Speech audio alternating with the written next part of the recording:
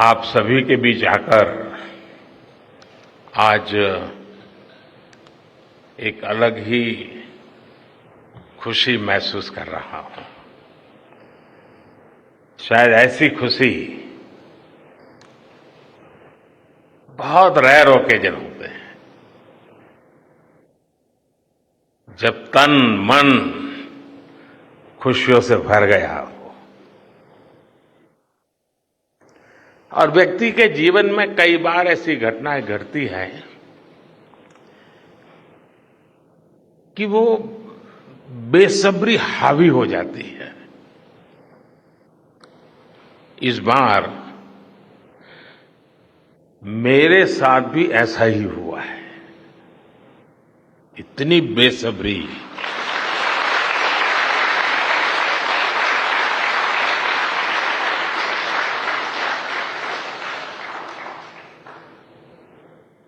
मैं south Africa में था, फिर ग्रीस का कार्यक्रम था तो वहां चला गया, लेकिन मेरा मन पूरी तरह आपके साथ ही लगा हुआ था।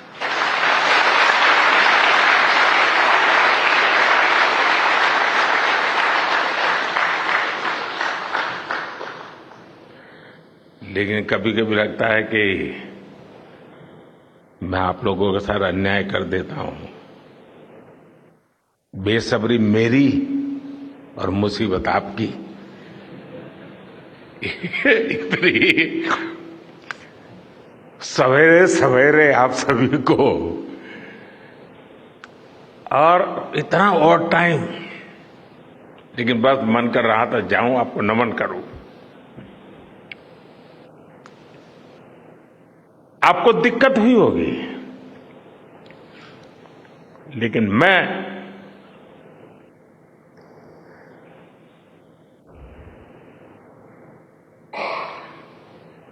भारत में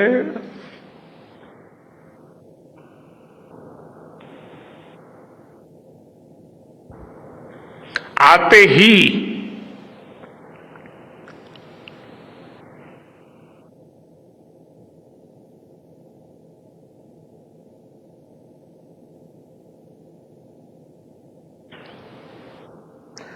जल्द से जल्द आपके दर्शन करना चाहता था।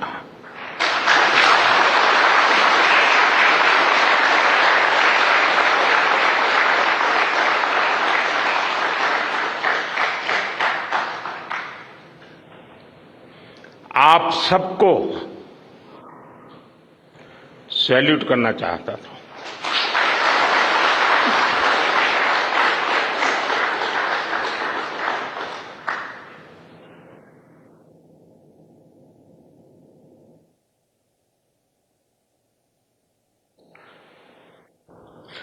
सैल्यूट आपके परिश्रम को, सैल्यूट आपके धैर्य को, सैल्यूट आपकी लगन को,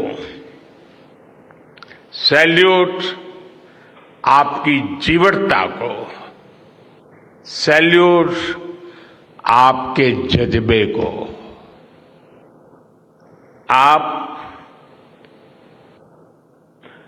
देश को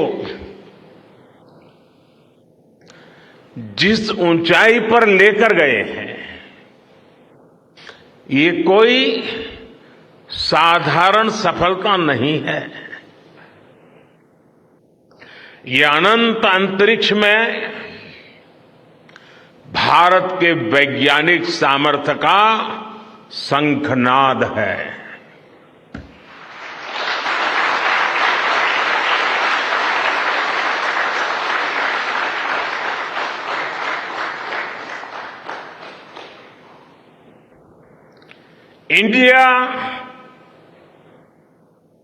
India is on the moon.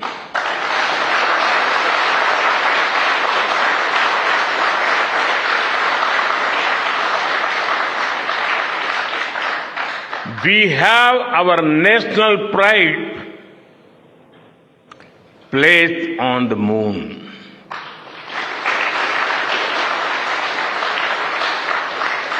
हम वहां पहुंचे जहां कोई नहीं पहुंचा था।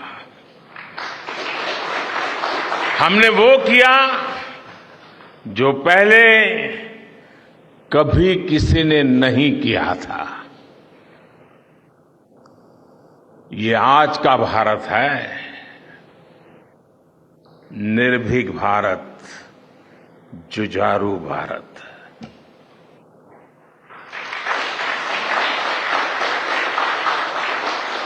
ये वो भारत है जो नया सोचता है, नए तरीके से सोचता है, जो डार्क जोन में जाकर भी दुनिया में रोशनी की किरण फैला देता है।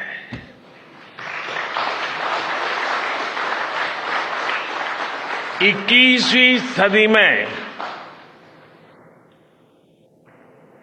यही भारत दुनिया की बड़ी बड़ी समस्याओं का समाधान करेगा। मेरी आंखों के सामने 23 अगस्त का वो दिन, वो एक एक सेकंड बार बार घूम रहा है। जब टचडाउन कंफर्म हुआ तो जिस तरह यहां इसरो सेंटर में पूरे देश में लोग उछल पड़े, वो दृश्य कौन भूल सकता है। कुछ स्मृतियां अमर हो जाती है। वो पल अमर हो गया। वो पल इस सदी के सबसे प्रेरणादायी क्षणों में से एक है। हर भारतीय को लग रहा था कि विजय उसकी अपनी है।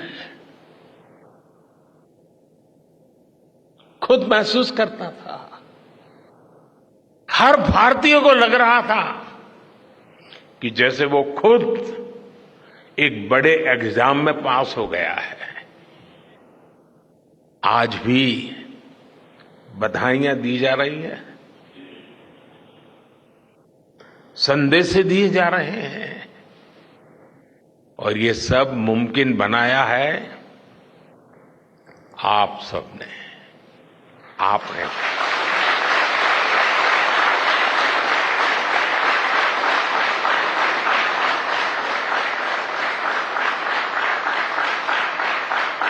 देश के मेरे वैज्ञानिकों ने ये मुमकिन बनाया है।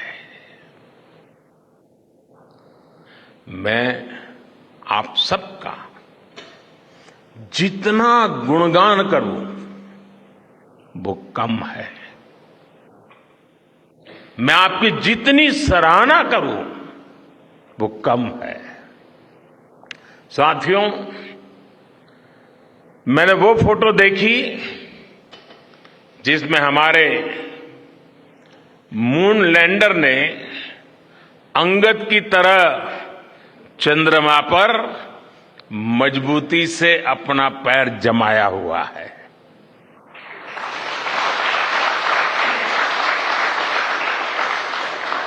एक तरफ विक्रम का विश्वास है तो दूसरी तरफ प्रज्ञान का पराक्रम है।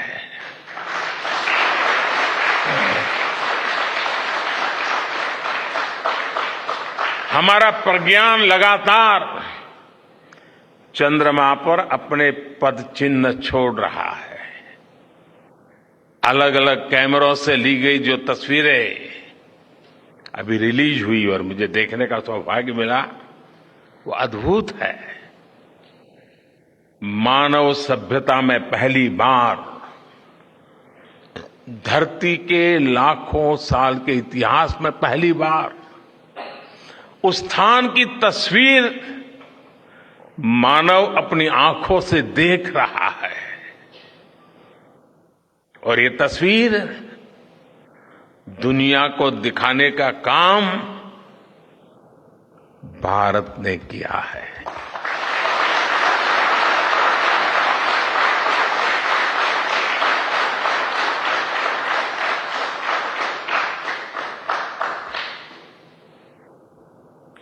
आप सभी वैज्ञानिकों ने किया है। आज पूरी दुनिया भारत की साइंटिफिक स्पिरिट का, हमारी टेक्नोलॉजी का और हमारे साइंटिफिक टेम्परामेंट का लोहा मान चुकी है।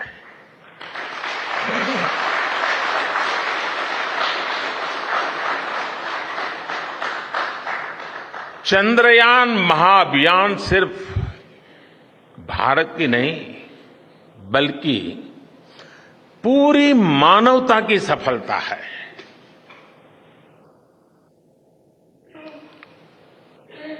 हमारा मिशन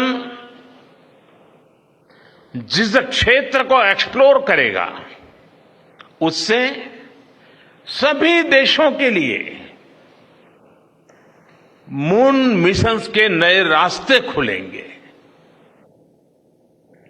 ये चांद के रहस्य को तो खोलेगा ही, साथ ही धरती की चुनौतियों के समाधान में भी मदद करेगा। आपकी इस सफलता के लिए मैं एक बार फिर सभी वैज्ञानिकों को, टेक्नीशियंस, इंजीनियर्स और चंद्रयान महाअभियान से जुड़े सभी सदस्यों को बधाई देता हूं।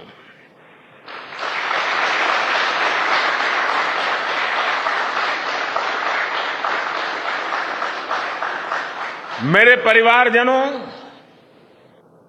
आप जानते हैं कि स्पेस मिशंस के टच डाउन पॉइंट को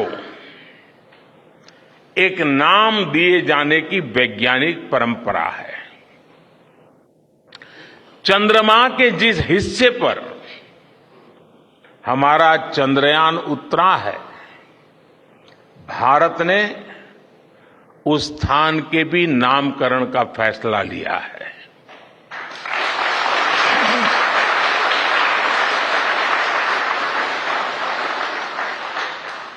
जिस स्थान पर चंद्रयान 3 का मून लैंडर उतरा है, अब उस पॉइंट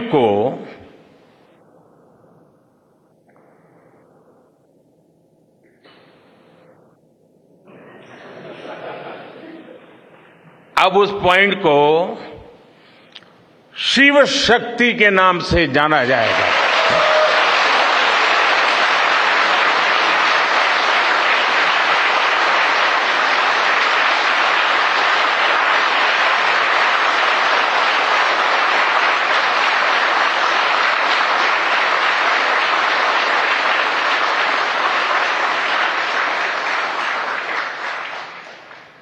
शिव में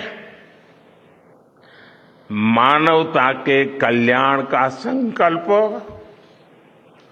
समाहित है और शक्ति से हमें उन संकल्पों को पूरा करने का सामर्थ्य मिलता है। चंद्रमा का शिव शक्ति पॉइंट हिमालय से कन्याकुमारी से जुड़े होने का बोध कराता है।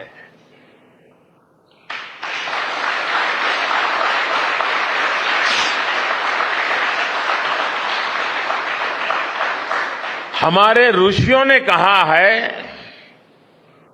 येन कर्माण्य पशो मनीषिणो यज्ञे कुण्वन्ति विद्येषु धीरः यत्पूर्व यक्ष्मन्तः प्रजानां तन्मे मनः शिव संकल्पम अस्तु। अर्थात जिस मन से हम कर्तव्य कर्म करते हैं, विचार और विज्ञान को गति देते हैं, और जो सबके भीतर मौजूद है, वो मन शुभ और कल्याणकारी संकल्पों से जुड़े।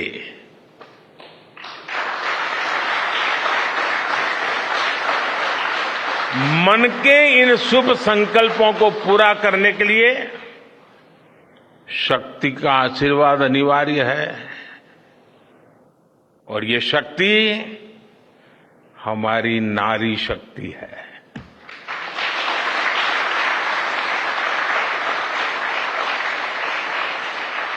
हमारी माताएं बहनें हैं। हमारे यहां कहा गया है, सृष्टि स्थिति विनाशानाम शक्ति भूते सनातनी। अर्थात निर्माण से प्रलय तक पूरी सृष्टि का आधार नारी शक्ति ही है।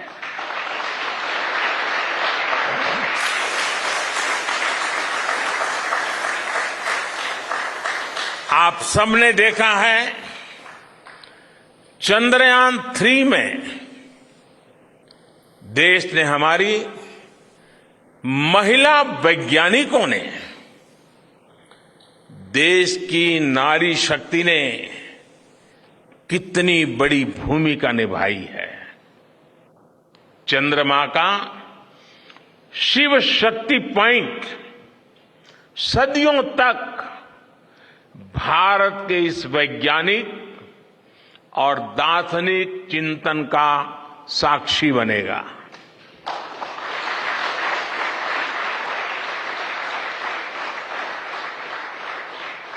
ये शिव शक्ति पॉइंट आने वाली पीढ़ियों को प्रेरणा देगा कि हमें विज्ञान का उपयोग मानवता के कल्याण के लिए ही करना है। मानवता का कल्याण, यही हमारा सुप्रीम कमिटमेंट है। साथियों, एक और नामकरण काफी समय से लंबित है।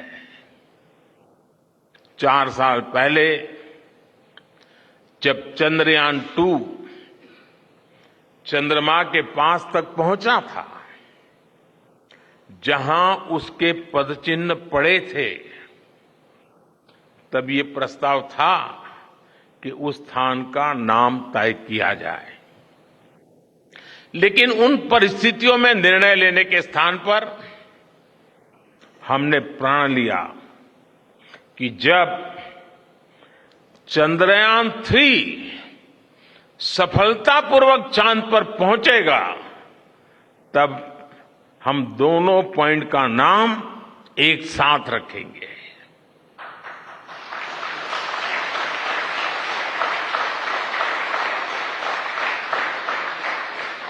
और आज मुझे लगता है कि जब हर घर तिरंगा है, जब हर मन तिरंगा है और चांद पर भी तिरंगा है, तो तिरंगा के सिवाय चंद्रयान 2 से जुड़े उस स्थान को और क्या नाम दिया जा सकता है।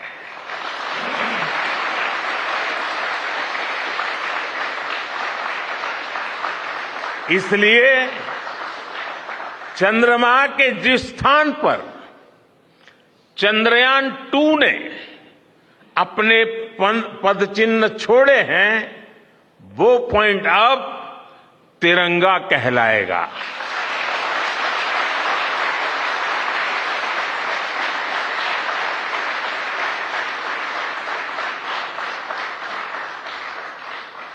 ये तिरंगा पॉइंट भारत के हर प्रयास की प्रेरणा बनेगा।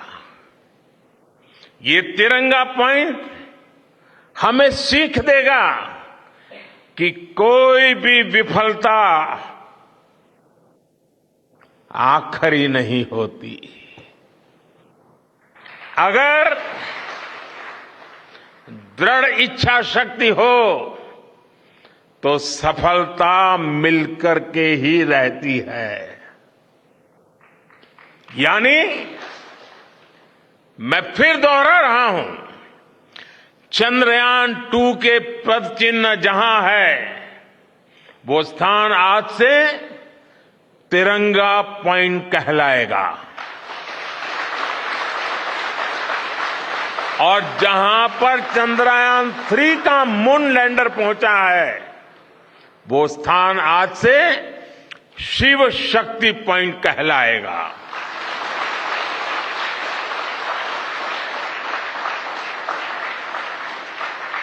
साथियों, आज भारत दुनिया का चौथा ऐसा देश बन चुका है जिसने चंद्रमा की सतह को छुआ है। ये सफलता तब और अधिक बड़ी हो जाती है जब हम ये देखते हैं कि भारत ने अपनी यात्रा कहां से शुरू की थी। एक समय था जब भारत के पास जरूरी तकनीक नहीं थी, सहयोग भी नहीं था। हमारी गिनती थर्ड वर्ल्ड यानी थर्ड रॉ में खड़े देशों में होती थी। थर्ड वर्ल्ड थर्ड रॉ में खड़े हुए लोगों में होती थी। वहां से निकलकर आज भारत दुनिया की 5वीं सबसे बड़ी अर्थव्यवस्था बना है।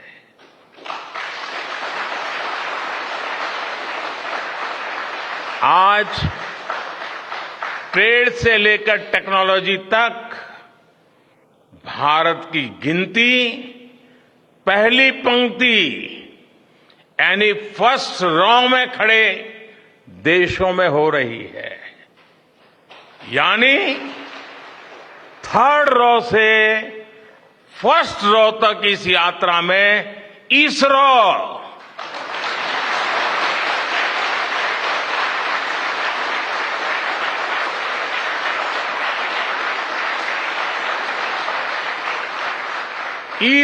जैसी संस्थानों की बहुत बड़ी भूमिका रही है।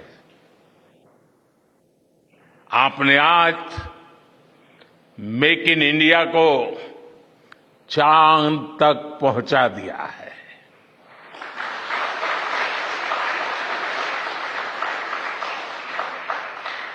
मेरे परिवारजनों, मैं आज आपके बीच आकर विशेष तौर पर देशवासियों को आपकी मेहनत के बारे में बताना चाहता हूं। जो मैं बातें बता रहा हूं वो आपके लिए नई नहीं है, लेकिन आपने जो किया है, जो साधना की है, वो देशवासियों को भी पता होना चाहिए। भारत के दक्षिण हिस्से से चंद्रमा के दक्षिणी ध्रुव तक चंद्रयान की ये यात्रा आसान नहीं थी। मून लैंडर की सॉफ्ट लैंडिंग सुनिश्चित करने के लिए हमारे वैज्ञानिकों ने इसरो की रिसर्च फैसिलिटी में आर्टिफिशियल मून तक बना डाला।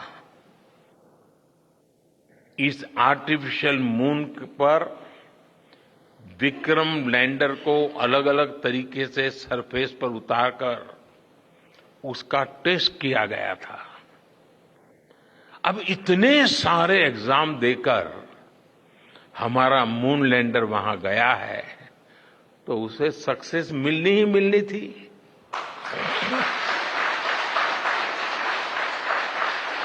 साथियों, आज जब मैं देखता हूं कि भारत की युवा पीढ़ी साइंस को लेकर, स्पेस को लेकर, इनोवेशन को लेकर इतनी एनर्जी से भरी हुई है, तो उसके पीछे हमारे ऐसे ही स्पेस मिशंस की सफलता है। मंगलयान की सफलता ने, चंद्रयान की सफलता ने, गगनयान की तैयारी ने देश की युवा पीढ़ी को एक नया मिजाज दे दिया है।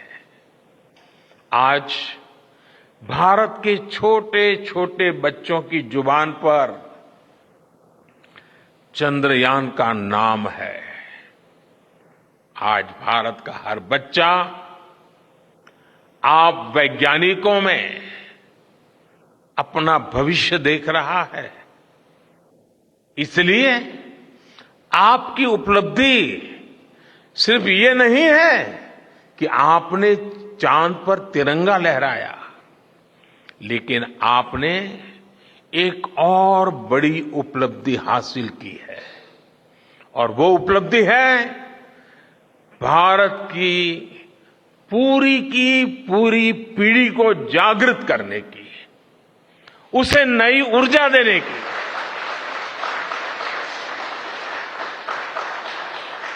आपने एक पूरी पीढ़ी पर अपनी इस सफलता की गहरी छाप छोड़ी है।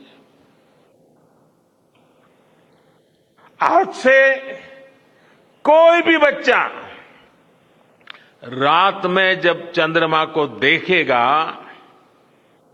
तो उसको विश्वास होगा कि जिस हौसले से मेरा देश चांद पर पहुंचा है, वही हौसला, वही जज्बा उस बच्चे के भीतर भी है, उस युवा के भीतर भी है। आज आपने भारत के बच्चों में आकांक्षाओं के जो बीज बोए हैं, कल वो वट वृक्ष बनेंगे और विकसित भारत की नींव बनेंगे।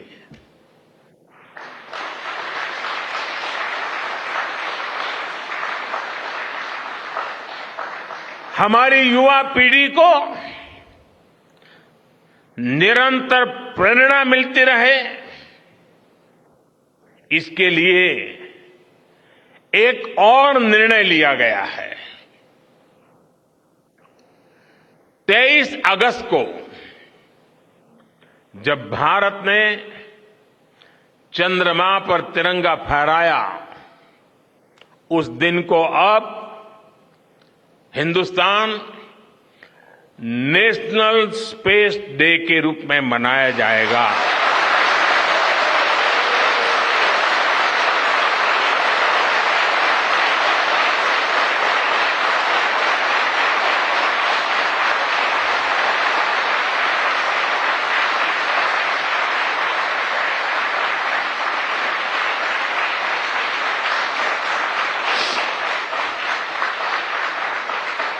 जब हर वर्ष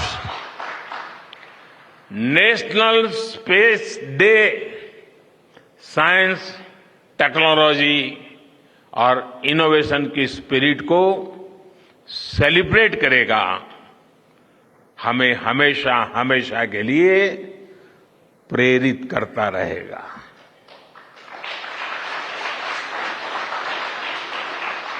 मेरे परिवारजनों, आप भी जानते हैं कि स्पेस सेक्टर का जो सामर्थ्य है, वो सैटेलाइट लॉन्च करने या अंतरिक्ष की खोज से कहीं ज्यादा बड़ा है।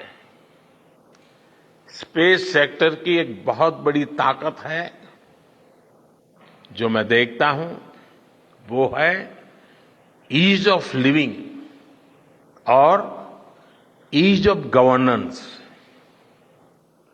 आज देश में स्पेस एप्लीकेशंस को गवर्नेंस के हर पहलू से जोड़ने की दिशा में बहुत बड़ा काम हुआ है।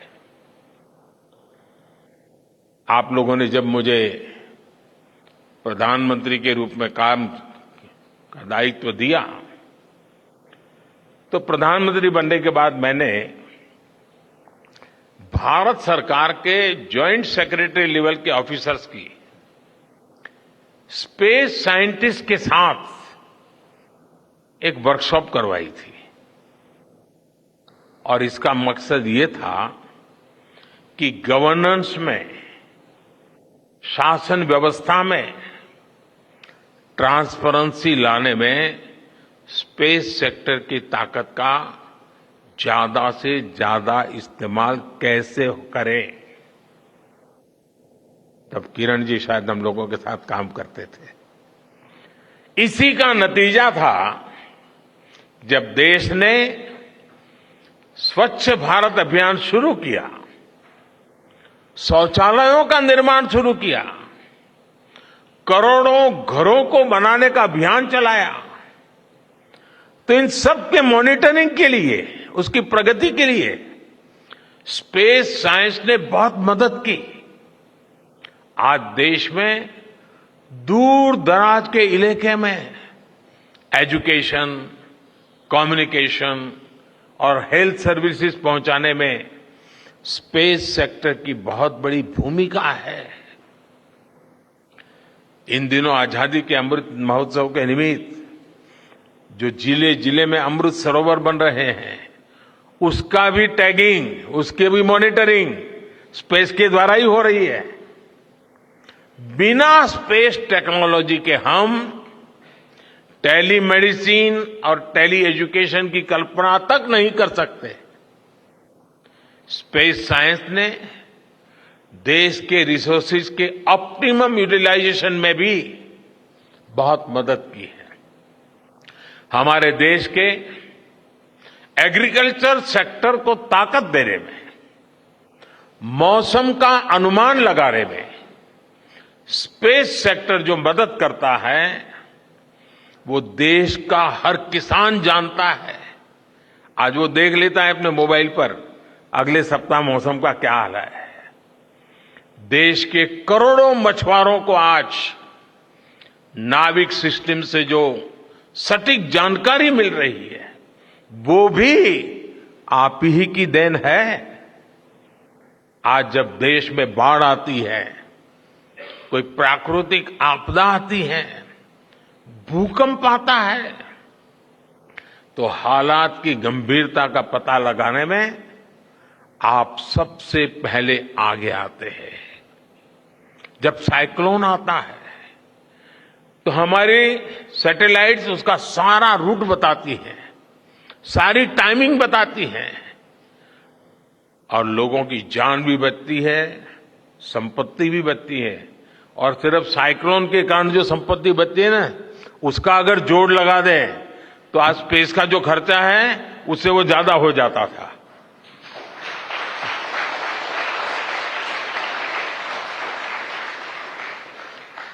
हमारे PM Gatishakti national master plan का आधार भी स्पेस टेक्नोलॉजी ही है।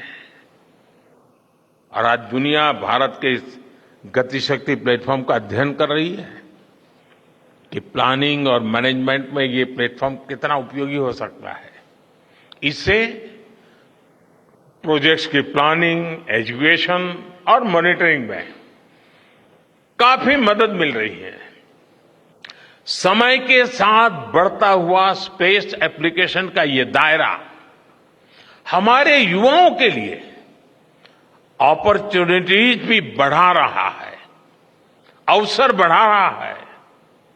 और इसलिए आज मैं एक सुझाव भी देना चाहता हूं और मैं चाहूंगा कि आपके यहां से जो रिटायर्ड लोग हैं, वे इसमें काफी मदद कर सकते हैं।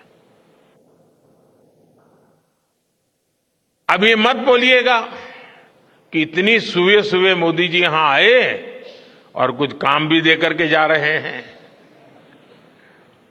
साथियों, मैं चाहूंगा कि इसरो केंद्र सरकार के विभिन्न मंत्रालय और राज्य सरकारें मिलकर गवर्नेंस में स्पेस टेक्नोलॉजी पर एक नेशनल हैकाथॉन का आयोजन करें।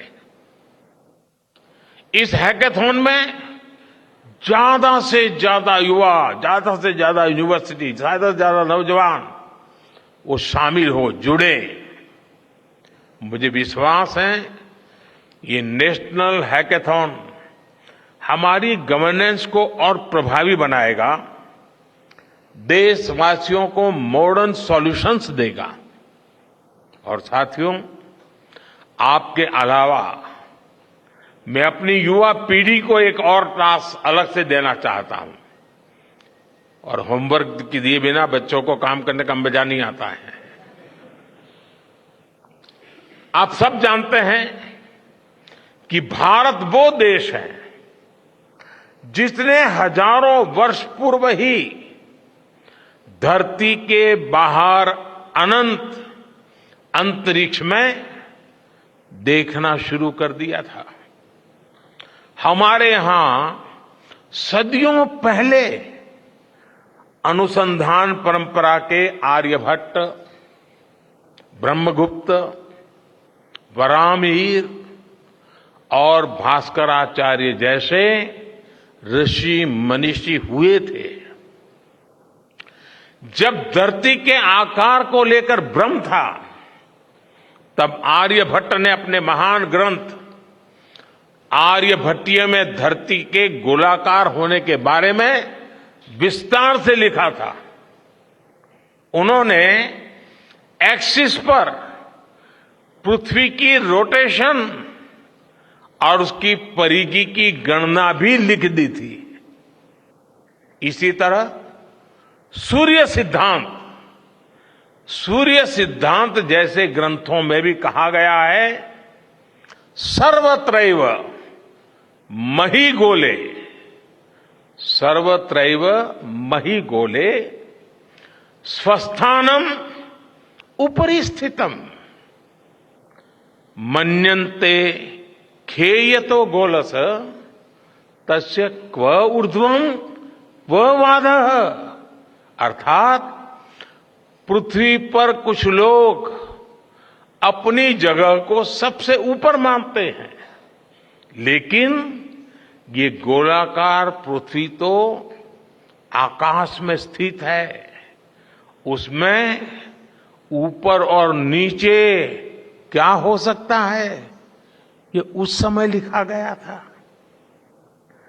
ये तो मैंने सिर्फ एक श्लोक बताया है। ऐसी अनगिनत रचनाएं हमारे पूर्वजों ने लिखी हुई है।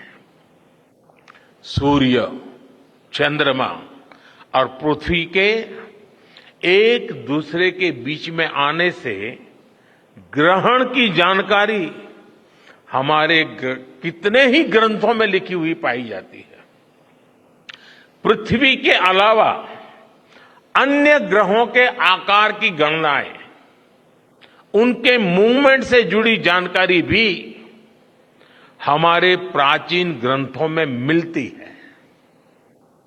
हमने ग्रहों और उपग्रहों की गति को लेकर इतना सूक्ष्म गणनाएं करने की वो काबिलियत हासिल की थी कि हमारे यहां सैकड़ों वर्ष आगे के पंचांग यानी कैलेंडर्स बनाए जाते थे। इसलिए मैं इससे जुड़ा एक टास्क अपनी नई पीढ़ी को देना चाहता हूं, स्कूल कॉलेज के बच्चों को देना चाहता हूं। मैं चाहता हूं कि भारत के शास्त्रों में जो खगोलीय सूत्र है, उन्हें साइंटिफिकली प्रूव करने के लिए नए सिरे से उनके अध्ययन के लिए नई पीढ़ी आगे आए। ये हमारी विरासत के लिए भी जरूरी है और विज्ञान के लिए भी जरूरी है। आज जो स्कूल के, कॉलेज के, यूनिवर्सिटी के स्टूडेंट्स हैं, रिसर्चर्स हैं, उन पर एक तरह से ये दोहरा दायित्व है। भारत के पास विज्ञान के ज्ञान का जो खजाना है, वो गुलामी के लंबे कालखंड में दब गया है, छिप गया है। आजादी के इस अमृत काल में हमें इस खजाने को भी खंगालना है, उस पर रिसर्च करनी है और दुनिया को भी बताना है। दूसरा दायित्व ये कि हमारी युवा पीढ़ी को आज के आधुनिक विज्ञान, आधुनिक टेक्नोलॉजी को नए आयाम देने हैं। समंदर की गहराइयों से लेकर आसमान की ऊंचाई तक, आसमान की ऊंचाई से लेकर अंतरिक्ष की गहराई तक आपके लिए, करने के लिए बहुत कुछ है। आप डीप अर्थ को भी देखिए और साथ ही डीप सी को भी एक्सप्लोर करिए। आप नेक्स्ट जनरेशन कंप्यूटर बनाइए और साथ ही जेनेटिक इंजीनियरिंग में भी अपना सिक्का जमाइए। भारत में आपके लिए नई संभावनाओं के द्वार लगातार खुल रहे हैं। 21वीं सदी के इस कालखंड में जो देश साइंस और टेक्नोलॉजी में बढ़त बना ले जाएगा, वो देश सबसे आगे बढ़ जाएगा। साथियों, आज बड़े बड़े एक्सपर्ट्स कह रहे हैं कि अगले कुछ वर्षों में भारत की स्पेस इंडस्ट्री $8 बिलियन से बढ़कर $16 बिलियन की हो जाएगी।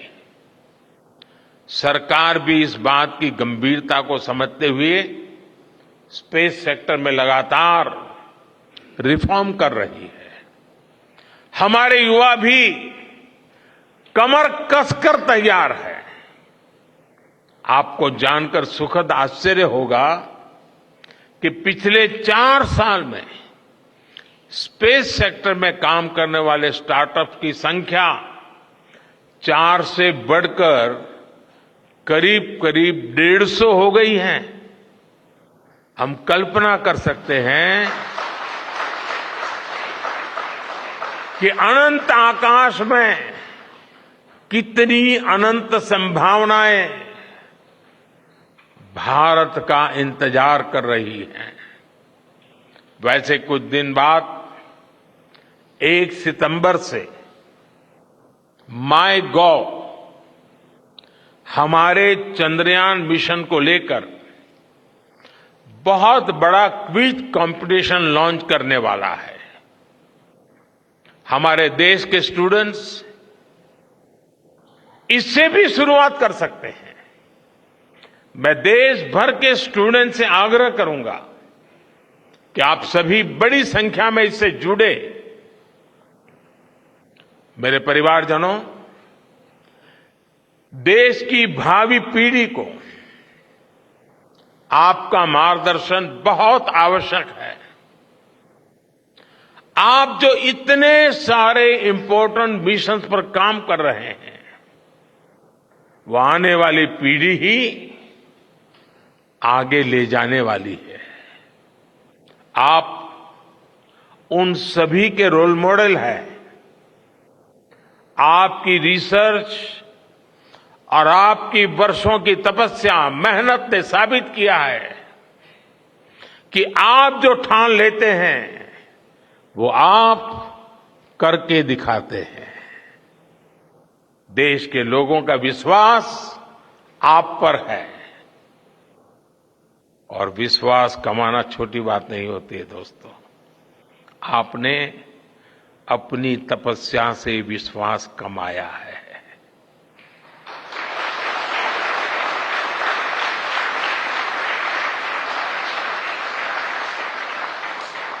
देश के लोगों का आशीर्वाद आप पर है। इसी आशीर्वाद की ताकत से, देश के प्रति इसी समर्पण भाव से भारत साइंस एंड टेक्नोलॉजी में ग्लोबल लीडर बनेगा। और मैं आपके बीच बड़े विश्वास के साथ बताता हूं, इनोवेशन की हमारी यही स्पिरिट ही 2047 में विकसित भारत के सपने को साकार करेगी। इसी विश्वास के साथ मैं फिर एक बार आप सबके दर्शन करके पावन हुआ हूं। देशवासी गौरव से भरे हुए हैं। सपने बहुत तेजी से संकल्प बन रहे हैं और आपका परिश्रम उन संकल्प को सिद्धि के तक ले जाने के लिए बहुत बड़ी प्रेरणा बन रहा है। आपको जितनी बधाई दूं कम है, जितना अभिनंदन करूं कम है। मेरी तरफ से करोड़ों करोड़ों देशवासियों की तरफ से, दुनिया भर की साइंटिफिक कम्युनिटी की तरफ से अनेक अनेक धन्यवाद, बहुत बहुत शुभकामनाएं। भारत माता की, भारत माता की, भारत माता की। धन्यवाद।